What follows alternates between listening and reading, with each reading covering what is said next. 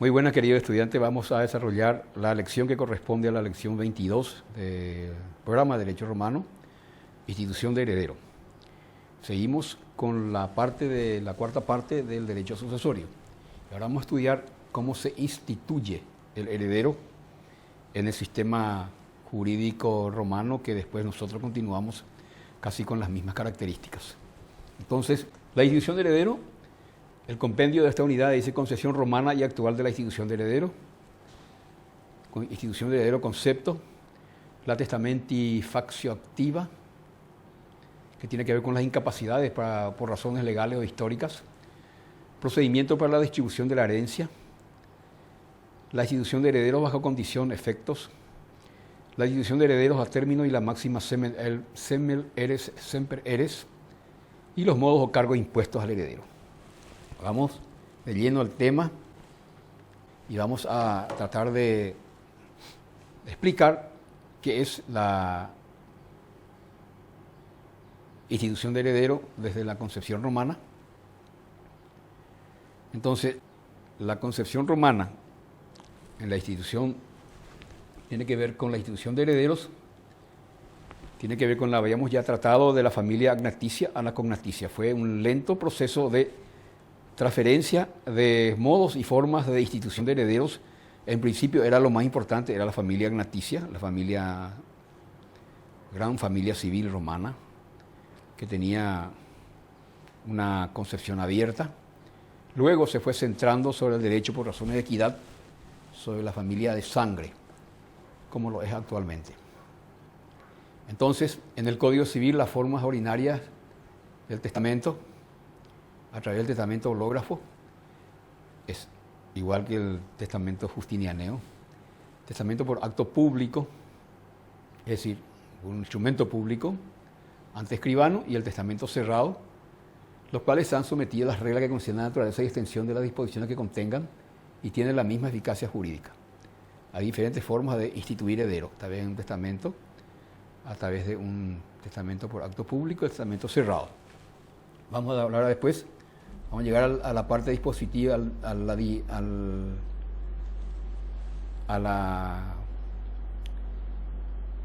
punto 4, o a la diapositiva 4, vamos a explicar bien esto.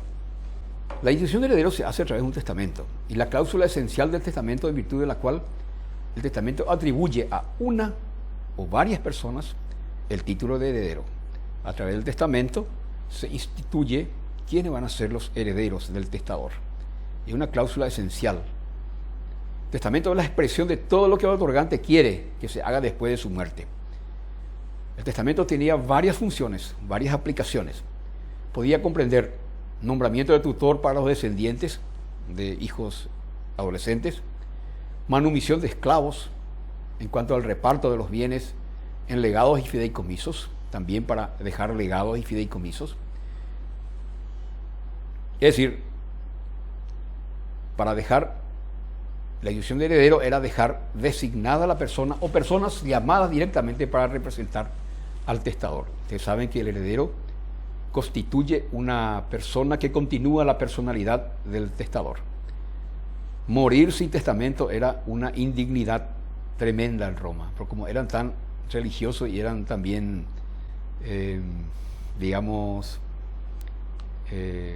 demasiado supersticiosos, entonces debían de dejar sí o sí el testamento a través de la institución de heredero, a través de un testamento. Esta es la institución de heredero en la Roma. Vamos a hablar después qué se necesita para recibir el testamento. También, así como hayamos hablado del testamento factio activa la vez pasada en la anterior lección, ahora vamos a leer la testamenti facti pasiva, es decir, requisitos para recibir el testamento. El heredero instituido debía de gozar del jus commercium. No podían recibir sucesión los extranjeros, los condenados a pena capital, tampoco sus hijos e hijas, los esclavos y los indignos. Estaban vedados, estaban prohibidos recibir testamento. Si lo hacía, era un testamento nulo. Entonces, para recibir, debía ser capaz, gozar del jus commercium. La institución de heredero condicionada. A veces la institución del heredero se hacía bajo la forma de la condición. ¿Se acuerda que hablamos de la condición suspensiva y resolutoria? Entonces, el testador puede realizar la institución si se produce una condición o al cumplimiento de un término o al cumplimiento de un cargo. Entonces, esta era la forma condicionada de establecer una institución de heredero. Dejo 100 cabezas de ganado a mi hijo fulano, a fin de que si él sale triunfante en la batalla próxima de una batalla que se va a desarrollar en breve, y si no se cumple la condición, o sea, se perdió la batalla, entonces no recibe. Murió, por ejemplo, no recibe. Entonces el testamento estaba supeditado a un hecho futuro e incierto, y que se sucedía lo que se condicionó, entonces el heredero se convertía en instituido legalmente porque lo hacía dentro de un testamento. También podía ser a través de un cargo, que vamos a hablar de eso un poquito más adelante. Efecto de la condición suspensiva. Si se cumple la condición, queda perfeccionado el acto jurídico del testamento. Se ganó la batalla, salió con vida, le queda 100 cabezas de ganado. Entonces, si no se cumple la condición, no recibe bienes hereditarios establecidos en el testamento. Ese es el efecto de la condición suspensiva. La condición suspensiva es un acto jurídico que está sujeto a un hecho futuro e incierto. Se perfecciona jurídicamente por el cumplimiento de la condición. Institución de heredero a término y la máxima semel eres, semper eres. La cualidad de heredero de una vez adquirida es irrevocable y remonta al día de la muerte del testador. ¿Qué quiere decir eso? Cuando se establece el testamento, en el testamento se deja quién va a ser el heredero de los bienes. En el testamento se deja quién va a ser el tutor del hijo adolescente. En el testamento se deja quién va a recibir legado, su capataz, por ejemplo, un legado particular puede recibir. En el testamento se establece quién va a ser manumitido, el esclavo, quién va a quedar libre. El día que se cumpla su muerte, entra. Si se hizo bien conforme a los requisitos legales, esto queda perfeccionado el acto jurídico. Una vez adquirido el heredero, los bienes que han sido instituidos en el testamento, esta decisión es irrevocable, ya no se puede volver atrás, siempre y cuando se haya cumplido conforme a los requisitos de la ley. ¿Qué quiere decir semel eres, semper eres? Es una expresión latina, es un aforismo. Con esta expresión o aforismo significa que quien adquiere la condición de un heredero no puede perderla. Y eso es la característica de la irrevocabilidad. No puede perderla. Por cuanto la institución de heredero no puede resolverse, es decir, cambiarse quiere decir resolverse, ni admite condiciones que de figurar se entienden no puestas. Entonces, el aforismo jurídico hasta ahora es así: semel eres, semper eres. Quien adquiere la condición de heredero ya no puede perderla. Y esa es la característica de la irrevocabilidad, siempre y cuando se ha instituido en el testamento conforme a los requisitos establecidos por la ley. Capacidad, testamento, acción pasiva. El que recibe es también capaz, tiene el ius commercium, no tiene ningún problema de diminutio, capitis diminutio, ni el que instituye, ni el que recibe. Bueno, entonces se entiende lo que es semel eres, semper eres. Tiene que ver con la irrevocabilidad. Una vez que adquiere la condición de heredero, ya no puede perderlo nunca. ¿Por qué? Porque es una orden determinada en el testamento. Y el testamento tiene cualidad de ley, porque la ley le otorga esta potestad ¿a quién? Al testador, al dueño del patrimonio. Heredero. Definición y consecuencias jurídicas. Cuando un heredero es instituido con ciertos cargos, debe naturalmente ejecutarlo, es decir, debe cumplirlo, que si no lo cumple, él o los otros herederos pueden pedir la nulidad del testamento. Y aquí el heredero recibe un bien con cargo. ¿Qué quiere decir cargo? Y es un accidente jurídico por el cual, ya hemos hablado sobre eso, lo que es un cargo o modo o cargo. Una persona recibe algo gratuitamente con el cargo de cumplir ciertos actos. Recibe una casa y le pone en el testamento que debe hacer un busto o una estatua del pater en el jardín, o le dice el taller que queda, que tiene 100 años, no debe ser cortado en 10 años. Ese es un cargo. Entonces, heredero es la persona que cumple lo que se establece en el testamento. Y cuando hay cargos o modos, él debe cumplirlo. Si no cumple, echó a los 5 años el taller histórico. ¿Qué pueden hacer los otros coherederos? Pedir la nulidad, porque en el testamento decía claramente, 10 años no se puede derribar ese taller. O no construyó el busto, o no construyó la estatua del pater. Entonces, al no construir, ¿quién tiene el derecho de pedir la nulidad? Los otros coherederos. Y entonces, el heredero que recibió un cargo o modo y no cumplió, se le sustrae y se pide la nulidad. Vamos a la siguiente lección. Muy bien, seguimos con la continuidad de esta clase y vamos a desarrollar las sustituciones hereditarias. Vamos a definir lo que son las sustituciones, pero primero vamos a saber qué es lo que contiene la unidad 23. La unidad 23 habla sobre las sustituciones. Las sustituciones hereditarias y bonorum possessio.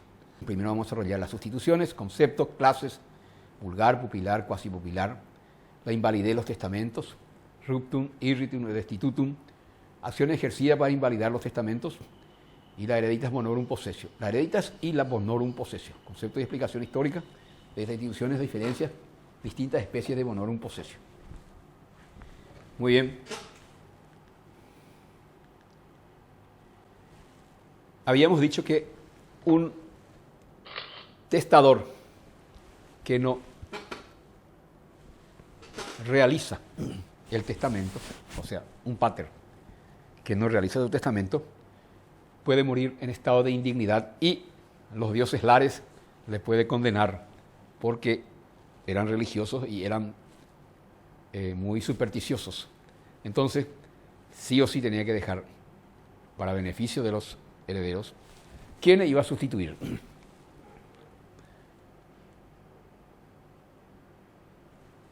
Hoy en día los testamentos prácticamente ya no se usan. ¿Y qué pasa cuando no hay testamento? Es la ley la que se encarga de regular el régimen de distribución de los bienes hereditarios, del patrimonio hereditario del causante, del decuius. Entonces, ¿qué es una sustitución? En el mismo testamento, él redactaba quién iba a ser sus herederos instituidos. Y que si premorían, ya le ponía otro reemplazante. Y si tenía hijo adolescente, ya designaba quién iba a ser el tutor. Y si tenía hijos que tenían problemas de los furiosis, o sea, los dementes, dejaba una persona para administrar esos bienes y ser el heredero que pueda administrar los bienes del quasi pupilar. Es decir, nunca el pretor, mejor dicho, nunca el testador podía quedar sin herederos testamentarios. En caso de ocurría tal cosa, ya instituía y ya fijaba las sustituciones. La sustitución era una institución jurídica muy importante porque generaba el reemplazante del que iba a hacer y que no podía hacerlo. ¿Cómo es eso? Llamado de una persona a aceptar una herencia, legado, etc., en reemplazo de otra que ha sido designado por el testador y que a la hora de recepcionar el mismo falleció o cayó en esclavitud, etc. Entonces, en caso de el instituido heredero moría o quedaba en estado de indignidad o quedaba en estado de reducción a la esclavitud o premoría, es decir, fallecía antes del testador, el testador ya designaba quién le iba a reemplazar. Y en eso consistía la sustitución. Era muy quisquilloso el derecho romano en este punto en relación a las sustituciones, porque la idea es no quedar intestado, es decir, no quedar una persona que pueda continuar su personalidad. Clase de sustitución vulgar. En caso de que el llamado anteriormente faltase, el vulgar deja a su hijo fulano fulano, y en caso que tengan un problema, no pueden recibir por las dificultades que les dije, entonces quedan fulano, fulano, fulano. Esa es la sustitución vulgar. La sustitución popular es en caso que un heredero instituido muera sui juris e impuber. Sui juris e impuber, es decir, un chico adolescente muere su pater, él queda sui juris, pero impuber. Entonces, otro le va a administrar hasta que llegue la edad para poder disponer de sus bienes. Esa es la pupilar. También tenemos la sustitución cuasi pupilar. Cuando el pater familias o el ascendiente en su testamento, ascendiente quiere decir sus padres, hacía también el testamento de su hijo o descendiente, quien se hallaba en estado de demencia y de bienes recaían en los hijos del demente o en su defecto, hermanos y hermanos. Eso es la cuasi pupilar. Tenía que ver con los dementes. Entonces quedaban sus hijos o su padre o el abuelo, el cuasi pupilar. La invalidez de los testamentos. Los testamentos podían quedarse invalidados y al quedar invalidados todos se benefician, los otros coherederos que han sido preteridos. ¿Se acuerdan la expresión preterido? Que no recibe ningún bien hereditario. Eso quería decir preterición. Causas originarias, requisitos. Si el testador no tiene el testamenti factio activa al momento de confeccionar el testamento, entonces era inválido ese testamento.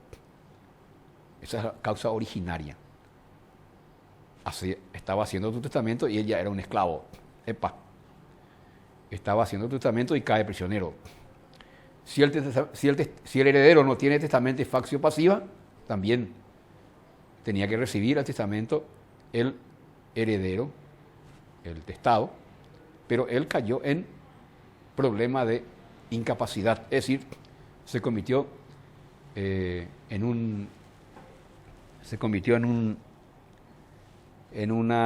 incurrió en un estado de incapacidad. ¿Cómo se llama ese estado de incapacidad? Había 3 grados. Completamente la pérdida de la libertad,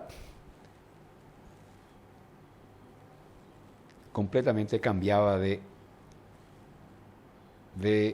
hijo sui juris a abrogado, quedaba adoptado, o perdía el ius commercium. Y eso tiene que ver con la capitis deminutio máxima, pérdida de la libertad, capitis deminutio media, que es pérdida de la ciudadanía, derechos comerciales, y la capitis deminutio familiae, status familiae, o sea, capitis deminutio familiae, se convertía en alieni juris. Entonces, en esos casos el heredero tampoco podía recibir el testamento. Y si no hubo institución de heredero, no hubo, entonces nadie tiene capacidad para recibir los bienes hereditarios. Se reparte por la vía del ab intestato, testamento, o sea, la sucesión ab testamento por ley, como se usa ahora. Ahora no se usa poquísimo los testamentos. Y hasta el 20% nomás puede un testador disponer de sus bienes. No puede disponer hoy en día más del 20%. Antes era ilimitado en el derecho romano. Entonces, causas originarias de invalidez, pérdida de capacidad del testador, pérdida de capacidad del heredero, o no había institución de heredero. Causas posteriores, la original ya vimos, posteriores de nulidad. Ruptum es el testamento roto o revocado. ¿Cómo? Hizo el testamento el testador. A los 2 años nace un niño, un hijito.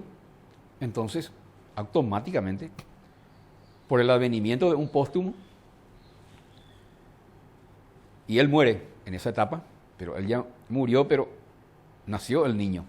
Entonces, por cuestiones de equidad, se queda roto o revocado el testamento. También es roto o revocado cuando hizo el testamento a los 2 o 3 años después. Él rompe eso porque hubo un problema con su hijo, se peleó, una causal de pelea, porque el derecho de hacer testamento es un derecho solemne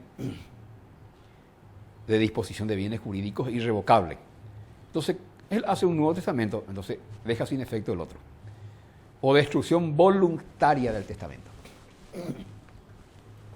Nuevo testamento es una cosa, hace un nuevo testamento, y la destrucción voluntaria es el ruptum. Son causas posteriores de nulidad, que también invalida el testamento. Estamos hablando de bienes hereditarios, señores, y es plata esto. Es patrimonio. Por lo tanto, esto es muy delicado. Causas posteriores de nulidad. Irritum. Hizo el testamento, el testador, luego cayó en capitis diminutio. Cayó, se redujo a la esclavitud. Anula el testamento. El testamento destitutum, cuando todos los herederos han llegado a ser incapaces después del hecho del testamento, o ninguno lo quiere, todos sus hijos cayeron en la esclavitud, o ninguno lo quiere. Eso también se produce el testamentum desierto o destitutum.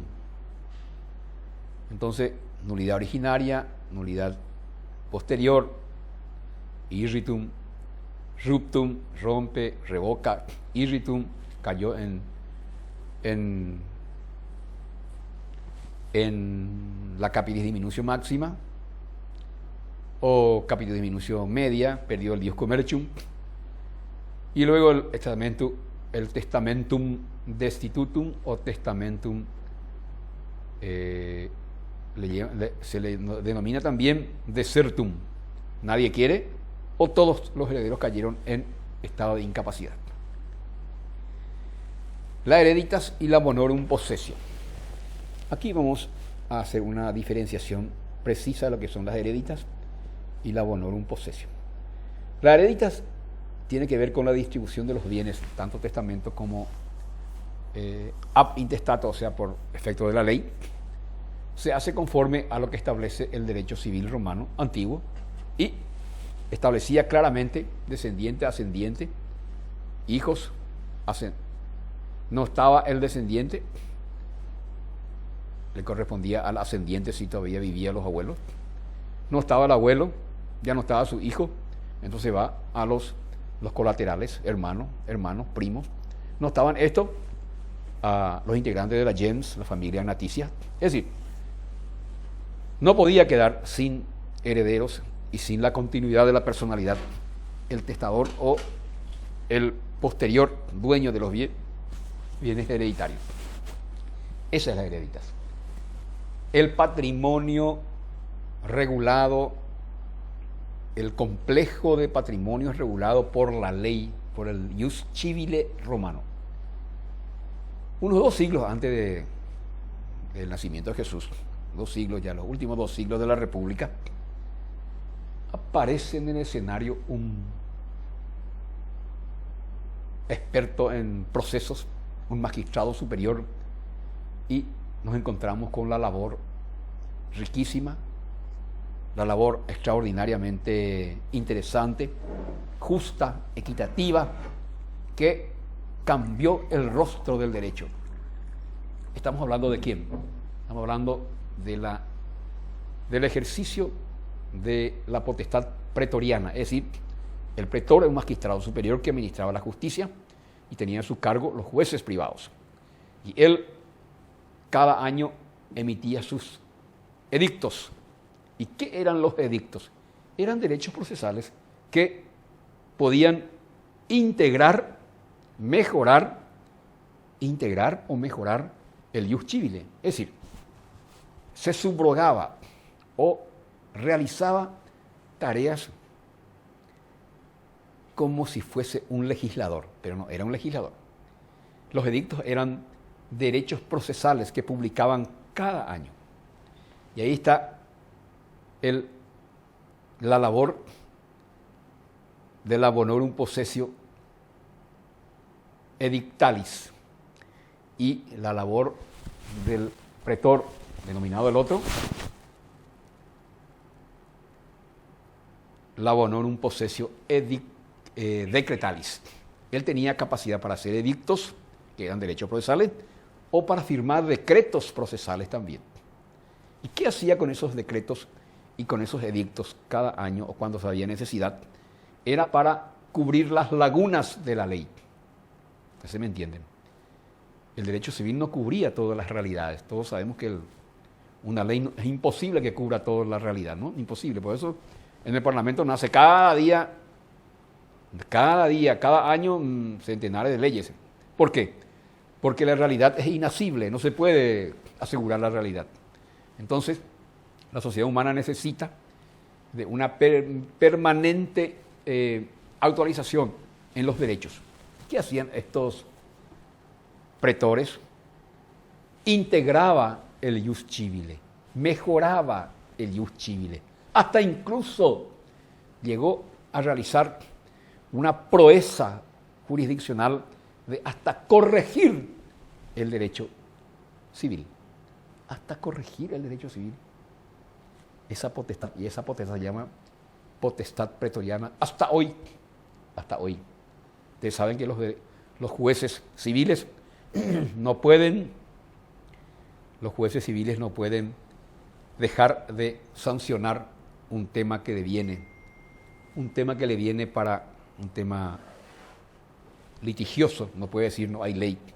Él tiene que, con su razonamiento, si no hay ley, integrar una nueva forma de solución.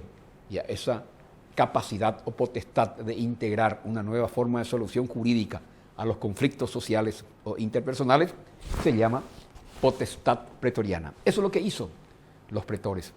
Los pretores hicieron un gran avance en el derecho sucesorio al emitir edictos y al emitir decretos.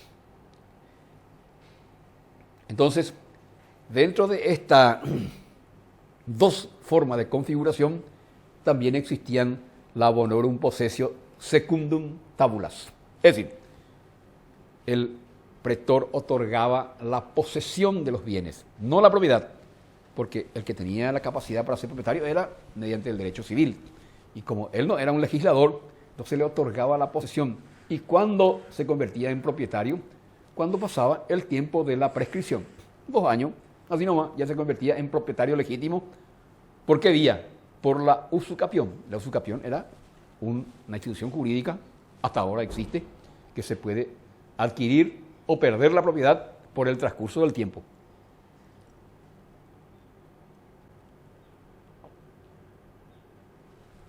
Muy bien. Bonorum possessio secundum tabulas, es decir, él, ¿qué hacía? Integraba derechos a los herederos según las tablas de la ley, según el ius civile. Hacía cumplir el derecho civil. Y había otro bonorum possessio contra tabulas. ¿Cómo? En contra de la ley, asimismo, otorgaba la posesión de los bienes a los herederos que no estaban dentro del derecho civil para recibirlo. ¿Quiénes? Ya hemos hablado la vez pasada. Hemos adelantado el concepto de la bonorum possessio. Se le otorgaba a los emancipados. Los emancipados eran preteridos. Los arrogados, la abrogación, eran preteridos. No recibían los bienes hereditarios. Entonces, estos arrogados, familia entera que integraban como hijos, o los hijos que se emancipaban porque ya era gran, veludo, viejo ya, y no quería más estar como alieni iuris, entonces pedía la emancipación. Y al emanciparse, él perdía sus derechos hereditarios. ¿Y qué hizo el pretor? En la bonorum possessio contra tabulas, en sus edictos, le otorgaba en contra del derecho civil. Y la conciencia jurídica, la praxis, la práctica de la conciencia jurídica procesal de la época, se aceptaba y aceptaban la decisión del pretor. Le ordenaba, ¿a quién? A los jueces.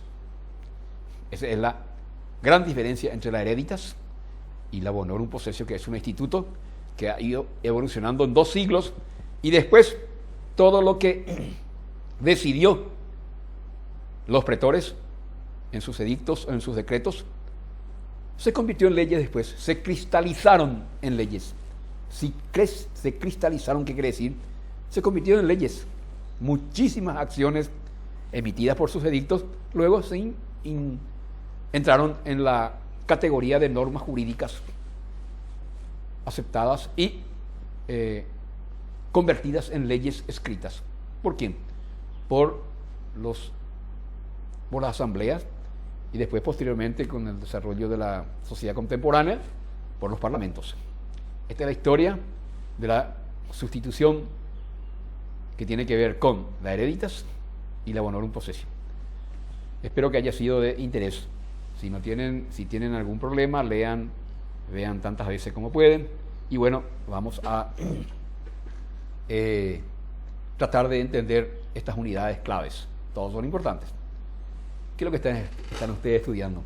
Están ustedes estudiando cómo funcionaba el derecho sucesorio romano y cómo funciona ahora. Hemos dado también un paralelismo rápido, cómo funcionan las mismas clases de testamento público, hológrafo, alógrafo, eran ya nacidos ¿dónde? Habían nacido con la época justinianea, y eso está en nuestro código. Ya le expliqué hace rato y ya le mostré. Muchas gracias.